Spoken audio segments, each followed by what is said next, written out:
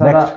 अगला क्वेश्चन मूसा खान साहब का है, वो घुटनों के दर्द का इलाज पूछ रहे हैं। मूसा खान साहब, बात यह है कि अगर तो घुटनों पे स्वेलिंग है, अच्छा सबसे पहले बता दूं कि एक्सीडेंट अगर हो जाए तो वो अलग बात है, वैसे घुटने कभी भी खराब नहीं होते।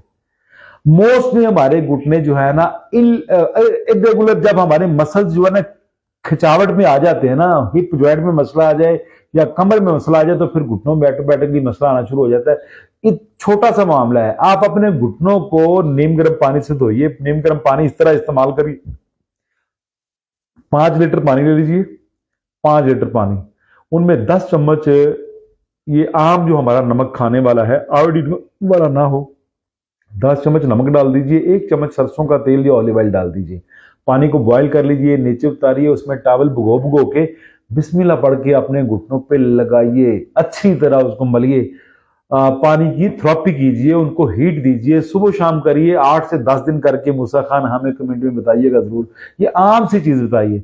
अगर इसको आप बढ़ाना चाहते हैं, जल्दी आप आराम लेना चाहते हैं, तो कोई सा भी तेल ले लीजिए, तिल का तेल लेके उसमें लौंग जला लें, उसमें क्या नाम है इसका, लहसुन जला लें थोड़ा सा, और वो घुट्टों पे मलिए, लेकिन वो पानी वाली मश्क करके फिर तेल मलिए, 8-10 दिन कर लीजिए। मेरे रब के हुक्म से इंशाअल्लाह बफज़लिल्लाह इंशाअल्लाह इंशाअल्लाह आप तंदुरुस्ती की तरफ चले जाएंगे।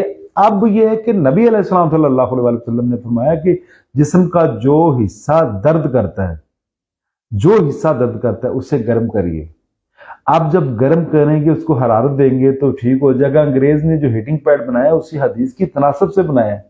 हम वैसे बैठे हैं, हम आज भी पौने से टकोर कर रहे हैं। बहरहाल आप इसको इस्तेमाल करिए इंशाअल्लाह फजलिल्लाह। पानी से धोइए, नीम गर्म पानी में नमक डाल के, सरसों का तेल डाल के, और कोई सा भी तेल इस्तेमाल करिए इंशाअल्लाह फजलिल्लाह, और ठंडी हवा से बचा के रखिए। अल्लाह आपको फायदा देगा जी।